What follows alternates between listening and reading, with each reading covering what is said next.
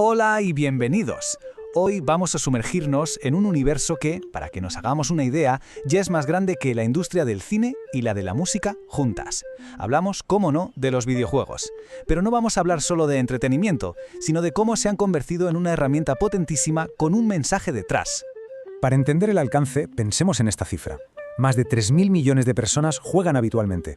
Es una industria audiovisual colosal, vamos, y con esa magnitud, pues su influencia es sencillamente innegable. Y aquí es donde llega la pregunta clave de este análisis. Con juegos cada vez más realistas, más complejos, que tocan temas políticos, sociales, educativos, ¿cuál es su verdadero impacto? ¿Van más allá de la simple diversión? Venga, vamos a empezar con un género que es fascinante, los videojuegos históricos. Nos proponen vivir la historia como si fuera una aventura, pero claro, ¿cómo moldea esto la forma en que vemos el pasado? A ver, el caso de Assassin's Creed es el ejemplo perfecto. Un éxito de ventas brutal, con unas recreaciones visuales que te dejan con la boca abierta, pero que al final simplifica la historia a un conflicto básico entre buenos y malos. Y esto nos muestra una tensión que está en el corazón del género. Vamos a analizar esta dualidad. Por un lado, el objetivo es entretener. Seamos sinceros, pocos jugarían a un simulador súper realista de la Primera Guerra Mundial que consistiera en pasarse horas esperando en una trinchera. Por otro lado, los desarrolladores buscan cierta autenticidad. Es un equilibrio, la verdad, muy complicado de conseguir. Esta cita resume muy bien una de las posturas del debate. Los videojuegos, al final, son cultura popular y tienen que ser atractivos. ¿Pueden ser una puerta de entrada al conocimiento? Sí, pero no son el conocimiento en sí mismo. Sin embargo, ojo, esta simplificación puede ser un problema. Al centrarse solo en la acción, en las batallas épicas, se corre el riesgo de dejar fuera las partes más oscuras y complejas de la historia, como el Holocausto, lo que puede distorsionar por completo nuestra comprensión del conflicto.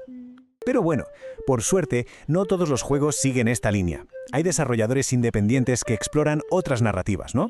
Se centran más en la experiencia humana, en la resistencia de la gente corriente o en las historias de los supervivientes, ofreciendo una perspectiva con muchos más matices y, la verdad, mucho más personal.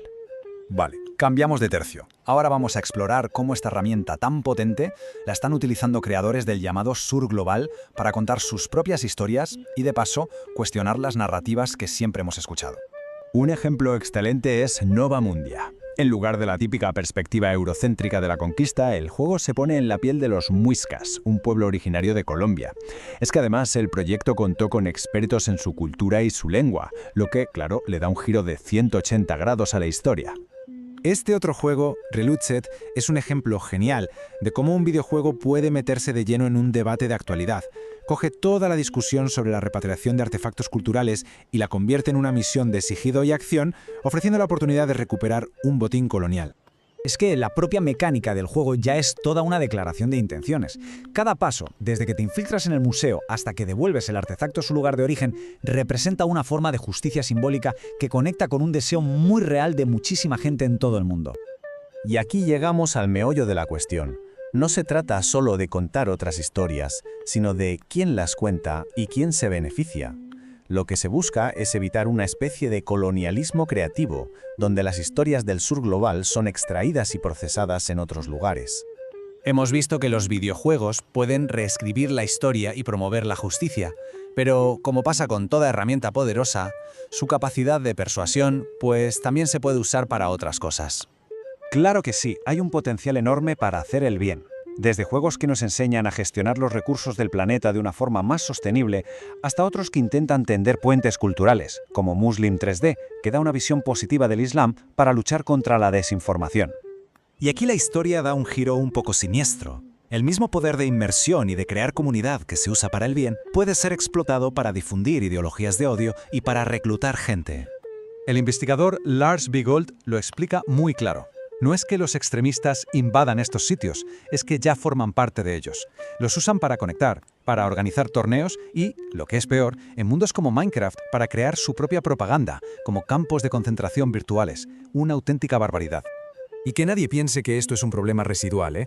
Un estudio muy reciente revela que un tercio de los jugadores de todo el mundo se ha encontrado con símbolos extremistas en los videojuegos. Es un problema real, generalizado, y que normaliza el odio ante una audiencia masiva.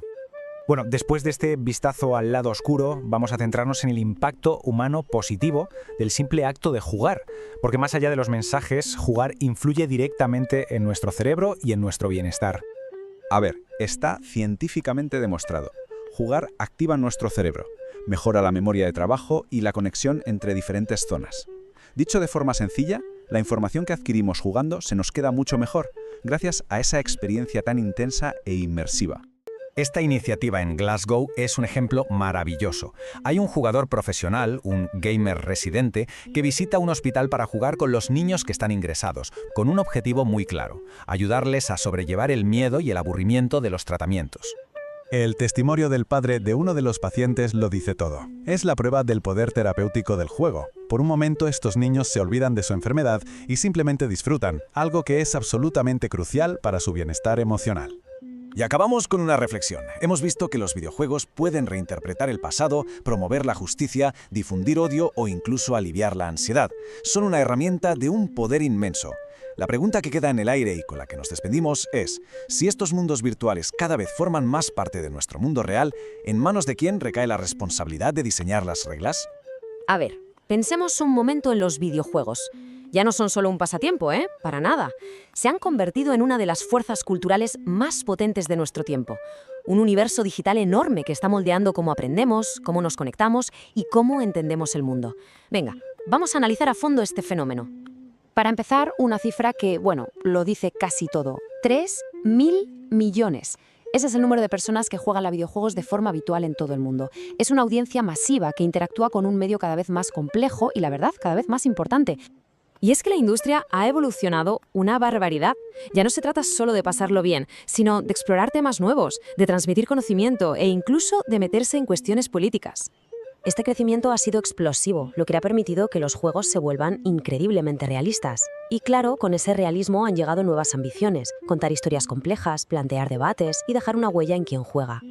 Empecemos por uno de los géneros más fascinantes, los juegos históricos. Nos invitan a vivir el pasado, sí, pero ¿a qué precio para la exactitud histórica? El ejemplo perfecto es Assassin's Creed, que ha vendido más de 230 millones de copias. Consigue una autenticidad visual que es asombrosa. Te permite explorar ciudades antiguas que parecen casi reales. Sin embargo, toda la complejidad de la historia se reduce a una lucha de ficción. El punto clave es que aunque educan visualmente, la narrativa a menudo sacrifica la complejidad de la historia para que el juego sea más divertido. Y esta cita resume la perspectiva de muchísimos desarrolladores. La diversión suele ser la prioridad. A ver, si la experiencia auténtica de la Primera Guerra Mundial fuera estar sentado en una trinchera durante semanas y que luego te peguen un tiro, pues bueno, no sería un juego muy popular, ¿verdad? Aquí es donde surge la tensión. Muchos juegos sobre la Segunda Guerra Mundial se centran en batallas espectaculares como la de Normandía, pero omiten por completo el Holocausto. Al silenciar estos hechos, se corre el riesgo de distorsionar la comprensión de la guerra, haciendo que parezca que los crímenes contra la humanidad fueron algo ajeno a ella. Pero ojo, que no todo el mundo sigue ese camino. Mientras los grandes títulos simplifican la historia, hay estudios más pequeños que están utilizando los videojuegos para contar precisamente las historias que han sido ignoradas. Juegos como Through the Darkest of Times demuestran que es posible abordar temas difíciles. Ahí te ponen a gestionar un grupo de resistencia en el Berlín nazi, o Atentado 1942, que está creado por historiadores y mezcla una narrativa interactiva con testimonios reales para ofrecer una experiencia que de verdad conmueve. Y esta tendencia va más allá. Desde el sur global, hay creadores que están usando los videojuegos para desafiar las perspectivas coloniales y contar sus propias historias, desde su propio punto de vista. Este es Nova Mundia, un caso fascinante. Es un juego de estrategia que, en lugar de centrarse en los conquistadores, pone como protagonistas a los muiscas. El desarrollo además fue asesorado por expertos en cultura y lenguaje muisca para decolonizar la narrativa histórica. Y aquí tenemos otro ejemplo brillante. La idea de Reloaded surgió después de que la madre de un desarrollador se sintiera indignada al ver el saqueo colonial expuesto en el Museo Británico. Esa rabia se transformó en un juego sobre justicia y repatriación cultural. Pero un medio tan poderoso e inmersivo también tiene su lado oscuro.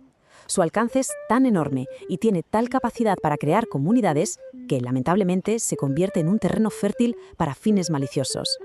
El investigador Lars Bigold explica muy bien por qué los grupos de extrema derecha se sienten atraídos por este entorno. Primero, porque ellos mismos son parte de la comunidad.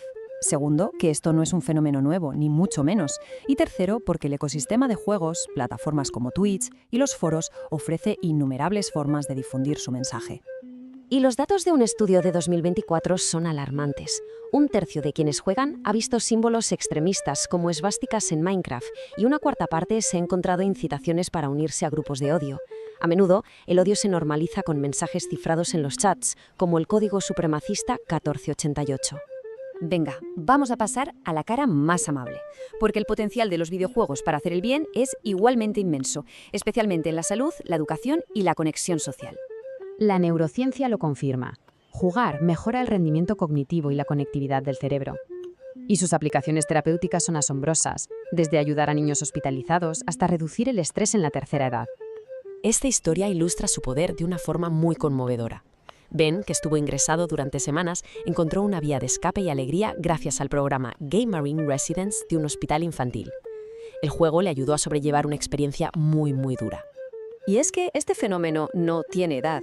En Alemania, el 20% de la gente que juega tiene más de 60 años y lo usan para socializar y mantenerse activos. Al mismo tiempo, se están desarrollando juegos para ayudar al 80% de los jóvenes canadienses que sufren ansiedad por el cambio climático.